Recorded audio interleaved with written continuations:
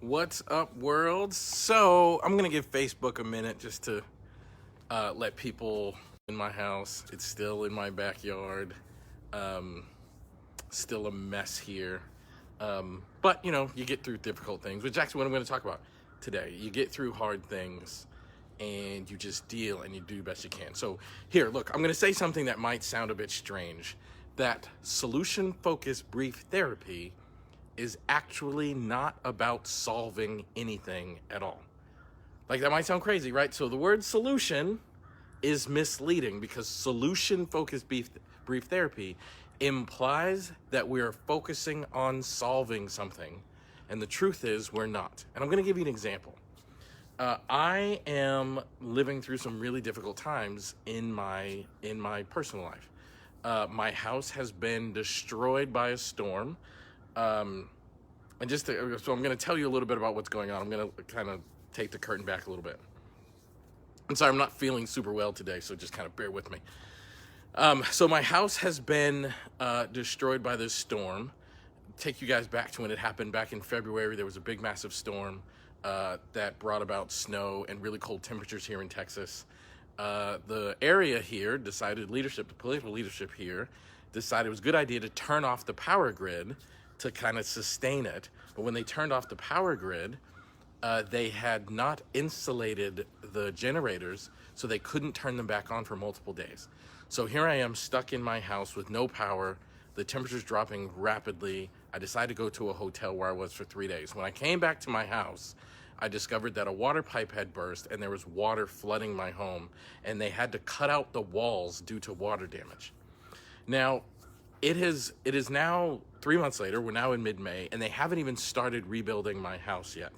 I spoke to my insurance company as to why, and I spoke to the construction company as to why they haven't started rebuilding my house, and they told me we haven't started rebuilding your house because there's a difference between what the insurance company wants to pay and what the construction company is requiring. And while that's happening, there's new mold growing in my house. But the insurance company is saying, how do we know that new mold is from the storm? The construction company should have torn that out. So they're like, it's becoming a real big issue and a real big problem that I can't solve. So if I came to therapy to you today and you asked me, what are your best hopes from our talking? One of the things I would say is, I want to move back into my house.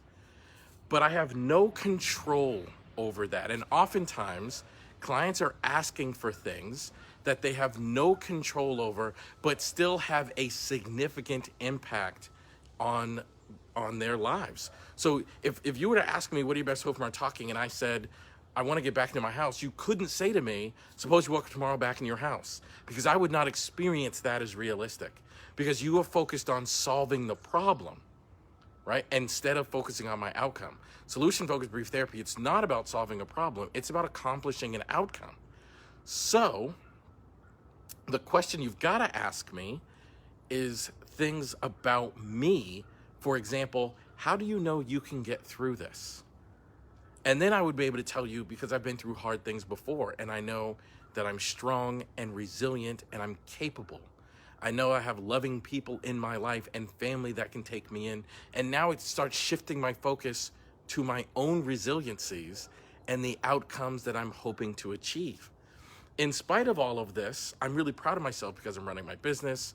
I've gotten closer to family members. I'm able to live my life. But I want to use this as an example to demonstrate, solution-focused brief therapy is actually not about solving anything. It's about having a conversation about the outcome that your client is hoping to achieve. And oftentimes the complaint that the client has when they come to therapy is something that they cannot control, but yet it has a significant impact on their life. This has a significant impact on my life. I have not been able to live in my own home for now going on 3 or 4 months, whatever it is. This is something that I desperately want and in fact need changed. But if I focus on that, I feel helpless, I feel hopeless, I feel powerless, I feel anxious, I feel sad, I feel depressed, I feel all of those things. But if you help me focus on the fact that I also believe that I'm capable of getting through this, And I have found a way to continue to run my business, and I found a way to continue to service my audience, and I found a way to continue to work with my clients, and I found a way to build relationships with people close to me. If you help me focus on those things, then I have a sense of like, you know what? This can drag on as long as it needs to, because I now believe in my own capabilities to get through it. And at its heart, that's what solution-focused brief therapy is. It's a conversation about the outcomes that the client is hoping to achieve and their belief in their own capabilities to achieve that outcome. So never ever forget that. Never let yourself think that it's your job to solve the client's problem, because it's not.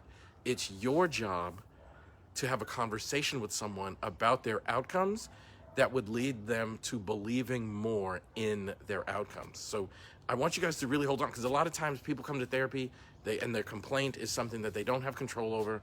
Their complaint is something that they can't solve immediately, but yet it is impacting their life significantly. And just remember, it's not your job to solve the problem. It's not even your job to help them solve the problem. It's your job to help them achieve an outcome, and it's your job to help them believe in their capacity to achieve that outcome. And in pursuit of the outcome, the problem just becomes irrelevant. So that's what I want to leave you guys with. Thank you so much for watching. Do me a favor. I want you guys to do me a huge favor. If you could go over to YouTube and do a search for Elliott Connie, you'll find loads of videos that I've made. And then subscribe to my YouTube channel and hit the little bell so you get notified. That would be really cool, because I'd love for you to continue watching my videos, and I would love for you to continue like taking in the content that I make. I make this content for you.